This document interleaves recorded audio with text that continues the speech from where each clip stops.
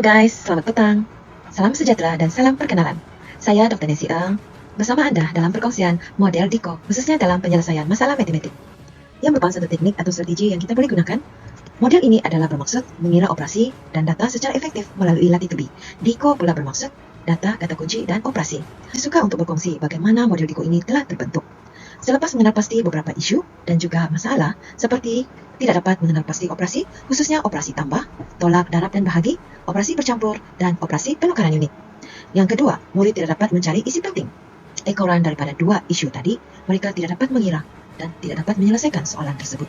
Mereka juga perlu membaca berulang-ulang kali setiap ayat demi ayat dalam satu soalan penyelesaian masalah matematik.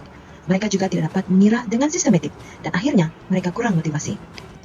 Oleh itu, intervensi model DICO ini telah dapat merungkai setiap isu tersebut.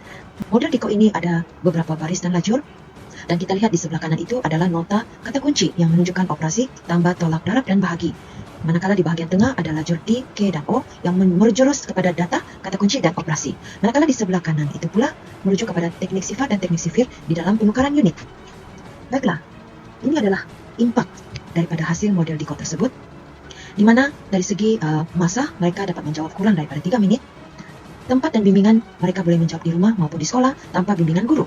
Bagaimana dengan teknik dan strategi untuk menyiapkan soalan? Pastinya dengan model DICO ini, mereka dapat kenal pasti data, kata kunci, dan operasi dengan mudah, cepat, dan tepat. Hanya baca sekali, mereka terus isi D, K, dan O itu di dalam jadwal ayat demi ayat. Baiklah, ini adalah penggunaan ataupun penyelesaian masalah matematik tanpa model DICO. Ini adalah contoh soalan penyelesaian masalah matematik yang mempunyai 3 baris ayat. Dan biasanya para murid akan menulis semula isi penting tersebut seperti berikut.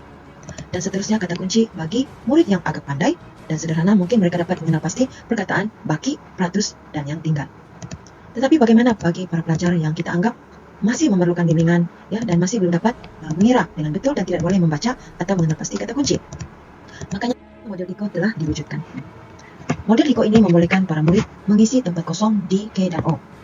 Kalau kita lihat di sini ya, 400 durian itu adalah merujuk kepada data ya, karena ia adalah nomor.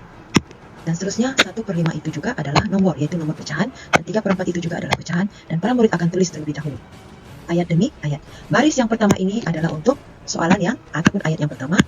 Oke, baris yang kedua ini pula adalah untuk ayat yang kedua. Ya, dan baris yang ketiga ini pula adalah untuk ayat yang ketiga.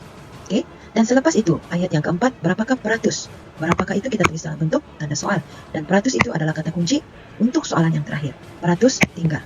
Jadi makanya para pelajar itu walaupun mereka pada mulanya menggaris perkataan yang terlalu banyak, tetapi dengan model DICO ini kita bimbing ya para pelajar untuk menulis hanya 1 atau 2 perkataan sahaja yang betul-betul menunjukkan operasi. Dan kata kunci itu semestinya kata yang menunjukkan kata kerja ya, atau perbuatan, dan kedua boleh juga dalam bentuk kata yang boleh diukur, khususnya penjodoh bilangan ya, yang menunjukkan kuantiti ataupun berapakah jumlah ataupun bilangan objek yang telah dinyatakan dalam situasi penyelesaian masalah matematik ya. Jadi para pelajar sesungguhnya dapat mengenal pasti O pula. Selepas mereka dapat tulis D dan K, mereka perlu buat operasi ataupun mengenal pasti pengiraan dan mengira step by step, langkah demi langkah. Baiklah, untuk mencari baki ya, kalau kita lihat dalam soalan yang terakhir, ia perlu mencari baki. So, para murid akan memulakan mencari baki pada baris yang kedua ini. Yang baris kedua ini mereka perlu cari baki, bukannya jumlah durian yang diberikan kepada jiran, karena ia akan membuang masa, dan para murid boleh menjimatkan masa dan semestinya jawaban yang tepat. Baiklah, cara dia perlu cari pecahan pelengkap daripada 1/5. Pecahan pelengkap itu adalah 4/5 ya, 4/5. Oke, so 4/5 itu kita perlu tulis di sini dan darab dengan 400. Ambil data yang di atas itu, tulis di bawah ini. Maksudnya data itu perlu digunakan dari atas ke bawah. Dan seterusnya dapat jawaban. Jawaban itu pula kita turunkan ke bawah.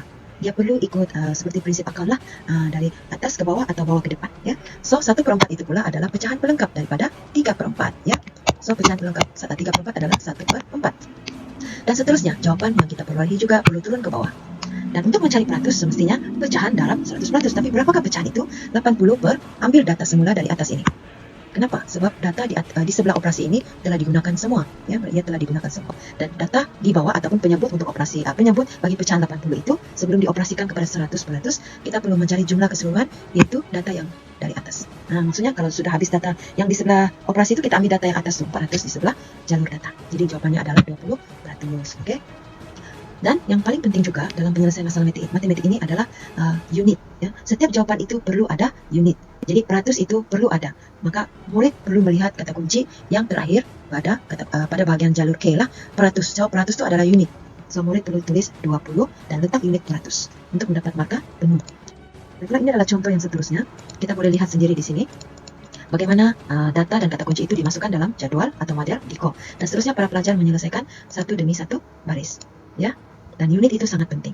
Oke, kita galakkan para murid untuk menulis unit dan pastikan setiap jawaban itu mengikut baris demi baris, ayat demi ayat, secara sistematik. Oke, maksudnya data itu kena bawa ke depan. Ini adalah contoh yang seterusnya. Oke, kita boleh lihat di sini. Nah, ini adalah pengiraan langkah demi langkah dan sistematik. Oke, seperti yang saya maksudkan tadi, data bawa ke depan. Ya, dan ini adalah markah setiap baris. Mudah kan? Dan ini adalah contoh yang saya ingat kita boleh lihat ya sebelum saya mengakhiri perkongsian saya pada petang ini. Oke, setiap data dimasukkan dan begitu juga dengan kata kunci. Oke, kemudian penyelesaian itu satu demi satu. Kemudian data itu dibawa ke depan. Oke, dan yang paling penting, unit perlu ditulis.